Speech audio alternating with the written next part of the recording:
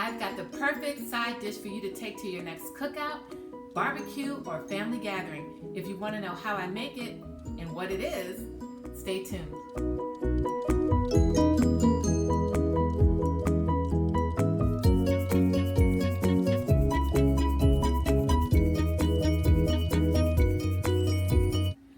Welcome back to the channel. If you're new here, my name is Karen Jeter. Thank you for stopping by. Why don't you go ahead and hit that subscribe button and make sure that you tap the notification bell because I don't want you to miss any of my upcoming videos. All right, I have got a side dish that you do not want to miss, you guys. I've got a family gathering coming up this week, and this side dish is what I usually make whenever I take it to cookouts or any type of gatherings. It was my grandmother's recipe and my family loves it. So that's what I'm going to share with you today. And if you like carrots like I do, you're going to love this recipe. And if you don't like carrots, why not? Now, I'm just joking. But I think you're going to like this recipe. It's got tanginess and sweetness to it. So let's go ahead and get started. First off, this recipe is called marinated carrots. This is what my grandmother called it. Some people call it pickled carrots, but she called it marinated carrots. And I'm going to show you her recipe. It's in our church cookbook. So I'm going to show it to you before we get started. And oops, there it is. Marinated Carrots by Cordy Mines. Okay. All right, so we're going to go ahead and get started. Going to go down the ingredients with you so you'll know what's in the recipe. Of course, it's carrots, and you're going to need 2 pounds of carrots. I'm doubling up on this recipe, so I'm going to be using 4 pounds of carrots. And I've already off camera boiled my carrots. Now what you want to do is boil your carrots until they are fork tender. You don't want them to be too hard, not too soft, but just till the fork goes through. Then once they're boiled, you want to go ahead and drain them and let them cool before you start cutting them up. Now, I use the baby carrots. My grandmother, sometimes she would use the actual whole carrots. She would peel them, cut them, and boil them, but to save time, I use the baby carrots. And I've gone ahead and already cut up all of my carrots, except for a few, but I wanted to show you how I did them. Now, these are the baby carrots. So I either cut them in half or I cut them in thirds. It depends on how long the carrot is, but this is what I do. They're already cooled off, so I'm just going to cut this one into thirds. Okay, just cut them into thirds or half, depending on how big they are. But you want them to be bite-sized pieces, okay? And let me go ahead and show you what they look like. I've already cut them up. See, they're cut into bite-sized pieces. And this is 4 pounds. Again, this recipe is a 2-pound carrot recipe, but I'm doubling up because I'm taking it to the family gathering, so I want to make sure that I have enough. So I've doubled up on my recipe. All right, so we've got our carrots in the bowl, and the next ingredient that we're going to put in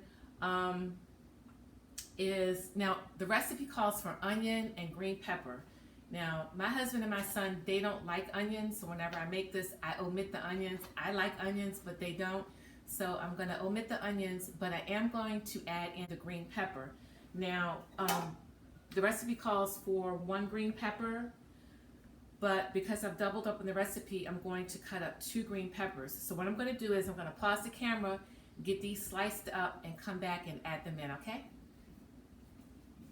Be right back. Okay, I am back, and I've got my green pepper cut up and added to the bowl, so let me show you. Green peppers are in, and my grandmother, in her recipe, and I'm going by her recipe, she said to cut the green pepper in long, thin slices, and the same with the onion if you decide to add an onion to it. I love onions, but I didn't add it to this recipe, but I do have the green peppers.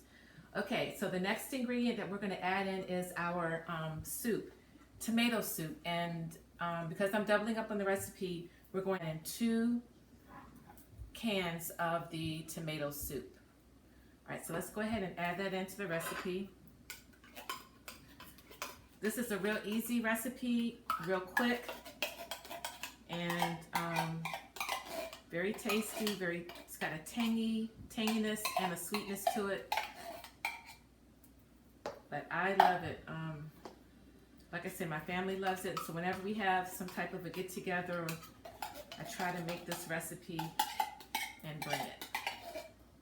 All right, so we've got our soup added in. And the next, hold on guys. My son's trying to come in here. Hold on, be right back. Sorry about that, guys. My son was trying to come in and get a snack. All right, let's continue. So far we have our carrots, our green peppers, and our tomato soup added into the bowl. And the next ingredient we're gonna add in is our vegetable oil. And the recipe calls for 1/2 cup. So we're gonna use a whole cup of that. So let's go ahead and add in our vegetable oil.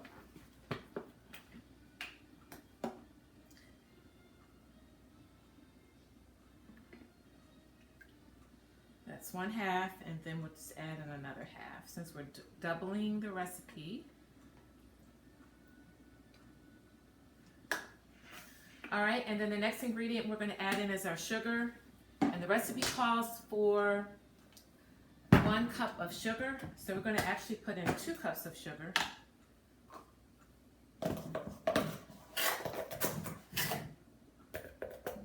Seems like a lot, but it's really not because of the amount of carrots we're using. All right, so we've got our 2 cups of sugar added to the mix, or added to the bowl.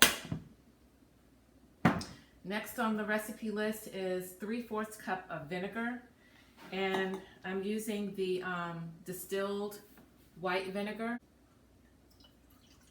Of our white vinegar, and that kind of balances out that sweetness that we have going on in the recipe.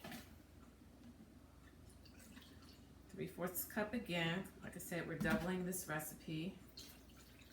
So I've added my vinegar.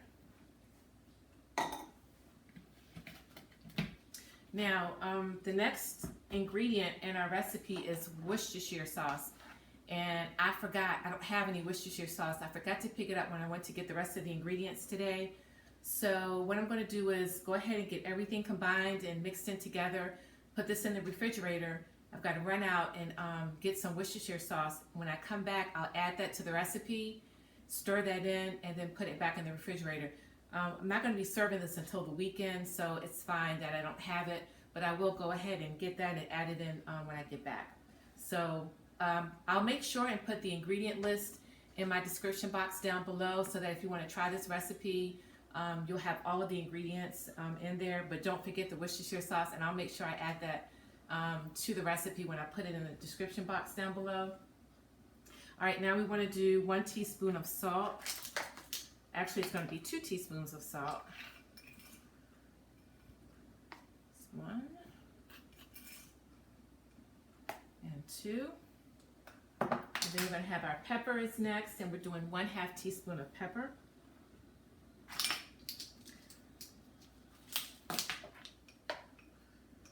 All right, there's 1/2 and another 1/2 again of pepper. And then we're going to be doing mustard, and we're doing 1 teaspoon of mustard. You can use dry mustard or liquid mustard. I'm using dry mustard because that's what my grandma always used. So 1 teaspoon of dry mustard. If you don't have dry mustard, you can always use liquid mustard. Doesn't matter. All right.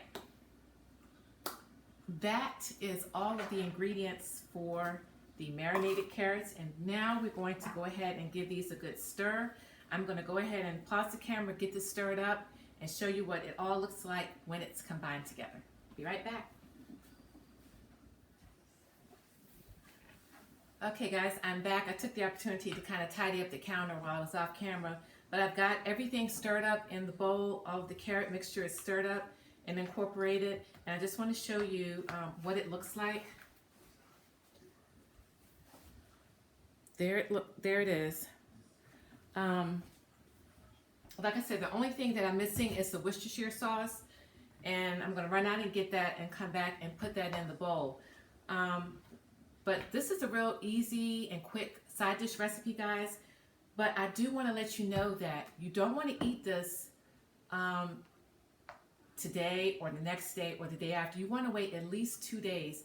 This dish is best when it has been sitting for a couple of days before you actually serve it, because it gets time to sit in the marinade and really absorb all of those flavors. So this is best served like days later. You don't want to eat this right away.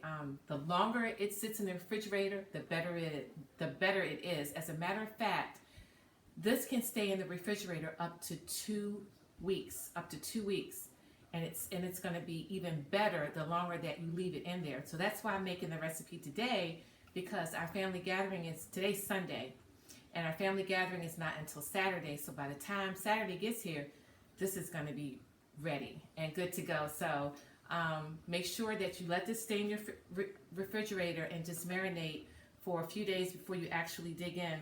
But like I said, it does last in the refrigerator up to 2 weeks. Mine never lasts up to 2 weeks. We eat this up before before the 2 weeks, you know, because it's so good, and it's a perfect side dish, like I said, to take to your barbecue or to your picnic or family gathering, or even year round. My grandmother made this recipe at Christmas, Thanksgiving, Easter, it was just a year-round recipe for her, and we enjoyed it year-round, so I think you will too. But I'm going to go ahead and get this into an airtight container and into my refrigerator so that it can be ready to go this weekend. I hope that you enjoyed this video. Let me know down in the comments if you think you're going to try this recipe. I'd be interested to know. I think you'll enjoy it. It's a really sweet and tangy recipe. If you like carrots, you're really going to love this recipe. If you liked the video, please give it a thumbs up. And if you don't mind, share the video with some of your friends. I would appreciate it. Thank you so much for watching. I hope you guys are having a great day. And remember to always live your life to the fullest every day. I'll see you in the next video.